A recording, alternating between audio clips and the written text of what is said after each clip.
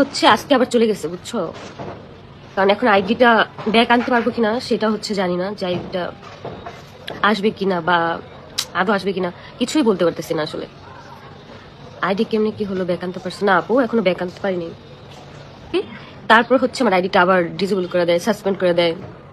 কেন যে এগুলো করতেছে আমি আসলেই জানি না যে কেন আসলে এগুলো এখনো পর্যন্ত এগুলো করতেছে। একটু কে বা কারা, এটা ভালো করে এটা আমার আলাদাভাবে বলা লাগবে না যে আমার শত্রু কে বা কারা কারা আমার আইডিটার উপরে শকুনের মতো নজর দিয়ে আছে। অনলাইনটা আমাকে হচ্ছে তারা করতেই দিবে না, এরকম একটা অবস্থা এখন হয়ে দাঁড়িয়েছে। এই জন্য বারবার হচ্ছে আমার আইডিটাকে ডিসেবল করে দেওয়া হয় বারবার। এই নিয়ে আমার আইডিটা 6 থেকে 7 বারের মতো হচ্ছে ডিসেবল করে দেওয়া হয়েছে, শেষ করে দিছে। ঢোকার মতো ওয়ে বা কোনো কিছুই নাই এখন। আপু যারা এই কাজ করছে আল্লাহ বিচার করবে, আপু আল্লাহ বিচার করে না। এ পর্যন্ত অনবরতই একের পর এক হইতেছে, কিন্তু আল্লাহ বিচার করে না আসলে। কালকে রাতেও হচ্ছে আমি ঘুরতে গেছি, তো আমি হচ্ছে 5 থেকে 6টা ভিডিও হচ্ছে এডিট করে রেখে গেছি যে আমি সকালবেলা আপলোড করবো। এই সময়ের মধ্যে দেখি যে আমার আইডিটা এই অল্প সময়ের মধ্যে কোনো কিছুই নাই। আর ফেসবুক নিয়ে কোনো সিকিউরিটি নেই যে মামলা করবো বা কিছু হবে, কোনো কিছুই নেই। তুমি কান্না করলে মজা পায় আপু। কিছু কিছু মানুষ চায় যাতে আমি হচ্ছে অনলাইনে না থাকি, আমি যাতে দীপার মতো অনলাইন জগৎটা একদম ছেড়ে দিই। কারণ দীপা তো লড়াই করতে পারে নাই।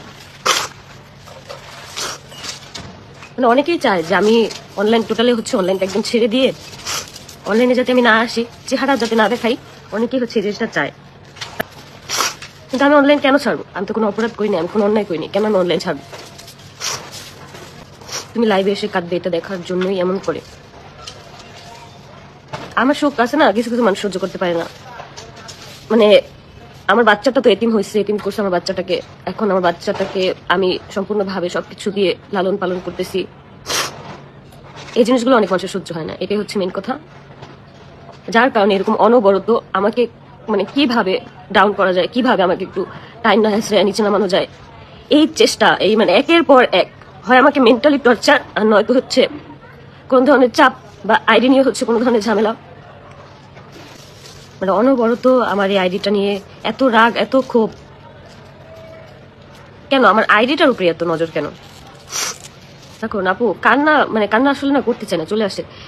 আমি হচ্ছে যেই পটি ওয়াশরুমে ফেলে আসছি সেই পটি এখন আমার পিস ছাড়তে চায় না, এটাই হইতেছে মেন কথা। আমার পিস কোনোভাবেই ছাড়তে চাইতেছে না, কোনোভাবে না। যে আল্লাহকে এগুলো দেখে না নাকি?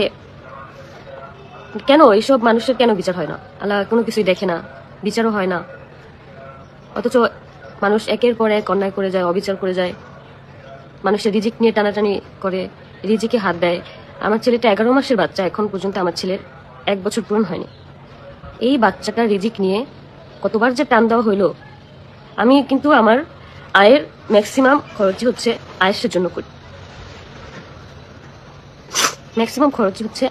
করি, এই বাচ্চাটার রিজিক নিয়ে এতবার যে টান দেওয়া হইলো, আসলে না কোনো কিছু বলার নেই। মানুষের মনুষ্যত্ব যদি হারা যায় না, সেসব মানুষকে কখনোই হচ্ছে যেসব মানুষ জানোয়ার একবার পরিণত হয়, ওরা কোনোদিনও হচ্ছে মানুষে পরিণত হতে পারে না।